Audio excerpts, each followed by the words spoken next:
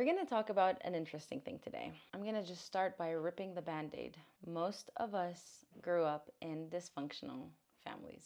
And I say this not to blame or shame or judge any parents. I'm certain that all parents are doing the best they can with what they have. And that is part of the conversation, is that not all parents have access to the same resources. Most parents or caregivers don't have access to all the things that they need to make them the most healthy version of themselves. To be your healthiest version, you need resources. There are the basics of shelter and food and water, but there's also education and love and emotional attunement and community. And for most of us, we grew up with families that just didn't have access to one or more of these resources.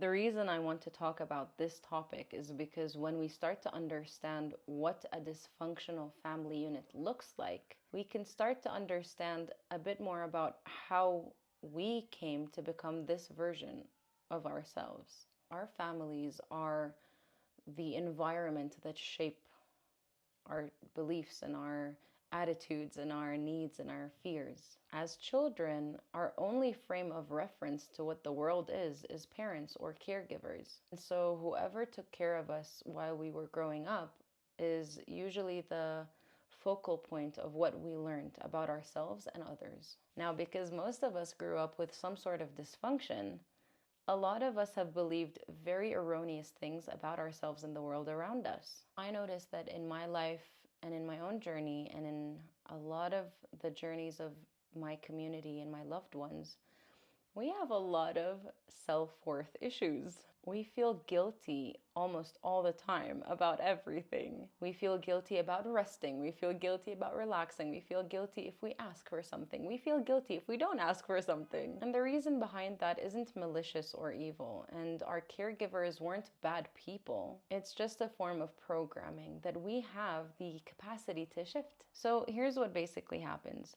Your parents or caregivers grew up as humans. They were children and they received certain messaging themselves, and there are certain things that they believe about themselves and how the world works. If left unchecked and unchallenged, those beliefs become core beliefs. They become the script or the blueprint for reality. And if the parents don't really choose their own beliefs, they will perpetuate and pass on beliefs that might not be true, that might not serve, or that might be downright harmful. For example, let's say my parents believed that people are naturally evil and greedy. The way that they would talk about people would have an undertone of this belief all the time. They could say things like, don't trust that person, they're gonna scam you. Don't hang out with that group, they're known to be bad. Or whatever else they might say that will have the belief embedded in it. Now, the thing is, we live in a world with a lot of stereotypes and a lot of occurrences. And so you might be saying, okay, but it's true. And yes, there are so many things that are true in the world, but that doesn't mean that we need to believe that fully and take it on as how we want to see the world. So if my parents believe everyone is greedy and I inherit this belief, it's going to color every interaction I have with the world and myself. But if, for example, I take the time to say, okay, are people all greedy? Or do I know some people that are actually generous and kind and they give freely? Can I show myself evidence that there might be another truth? Our beliefs can be about anything. They can be about ourselves, our family, our religion, our culture, our traditions, our expectations, what success means, what love looks like. And so this conversation today is an invitation to understand that most of us inherited beliefs, and most of those beliefs usually don't have anything to do with us or what we want from life. Now, if you grew up in a home where beliefs were checked and chosen and they really serve your growth and your evolution, I'm so happy for you and you get to celebrate that. And if you grew up in a home where maybe beliefs were just taken for granted, they were automated, they were part of a programming that was handed down generation by generation, then you have a golden opportunity to start shifting your beliefs. And before you even shift them, you need to know what they are. Most of us exist in this world with some sort of belief system. And most of us are functioning from a belief system that might not be super loving or super kind or super helpful for our growth. What that also means is that most people are seeing us from their own lenses. Most people see us from the lenses of whatever their beliefs are,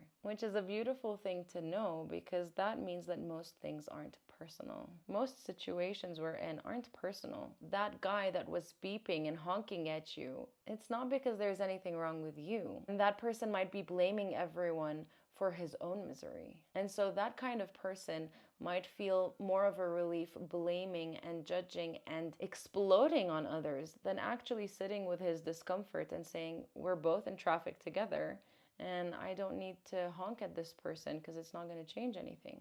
The reason I highlight this is because you get to also see how people receive you and decide if that's how you want to be received. Because another layer to this is, if I grew up in a dysfunctional family, and one of the beliefs that I inherited is that my worth is dependent on how productive and useful I am, then I will only attract people that feed into my own belief. And the funny thing is that they will also have a belief that matches mine. And so the family that we grow up in shapes a lot of our beliefs. And if we don't check and decide what we want to believe in, we will be attracting relationships and experiences that might not make us feel super good, because we're doing it from an unaware space instead of an intentional space. Your true freedom is in deciding and knowing who you are, and then choosing the people that actually line up with the version of you that feels good for you to live through. One of the things that I adore about self-development is that you are not a victim of your environment. Yes, you might have had a very hard upbringing. You might have had really painful, abusive experiences, and those experiences might have given you this idea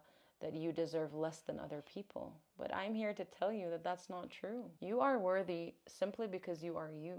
You don't have to prove your worth. You don't have to earn it. What you do need is to start understanding who you really are, and start understanding where all your beliefs started. Because 9 out of 10 times we believe things that we don't even actually choose. And the voices in our head might actually not even belong to us. They might be our mother's voice saying something critical, or a teacher's voice that wasn't supportive and calling us not good enough. In cases where we are bullying ourselves and we have negative self-talk, our beliefs need to be checked and rechosen so they serve us. You're not meant to hate yourself. You're not meant to be suffering all the time. Life isn't meant to be super hard and agonizing, and you're supposed to always be proving that you're worthy of the smallest things. You're worthy and you're perfect as you are, and you get to grow, you get to develop, because if you don't like who you are right now, you get to be a version of you that you adore and enjoy being. And yes, it does take practice and it does take hard work, and it gets better with time. But when you have self-awareness, you also have the agency and the power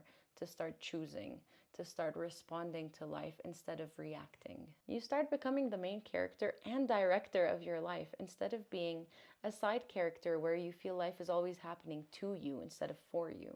And for the sake of this video, I thought we could start small. I want you to grab a piece of paper and a pen, and I want you to answer this question. What do I believe about myself and about others that might not be true? Take your time sitting with this question, reflect on it, and then write whatever comes up and see. Notice who you are and what you feel. And after you answer that question, I want you to answer this question. If I could believe anything about myself and the world around me, what would that be? I have a gut feeling that what you wrote is actually very possible. And it won't happen in a day or two, but maybe it gives you a sense of direction to the kind of relationship you want to have with yourself and with the world around you. And here's a little nerdy fact. Our brain has a part called the reticular activating system, and this part is responsible for looking for clues and evidence about whatever we believe in. And I'll show you how it works in real time. Are you ready? I want you to close your eyes for just a few seconds.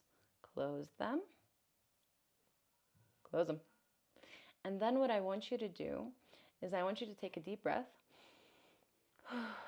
And when you open your eyes, I want you to find 3 green things in your room.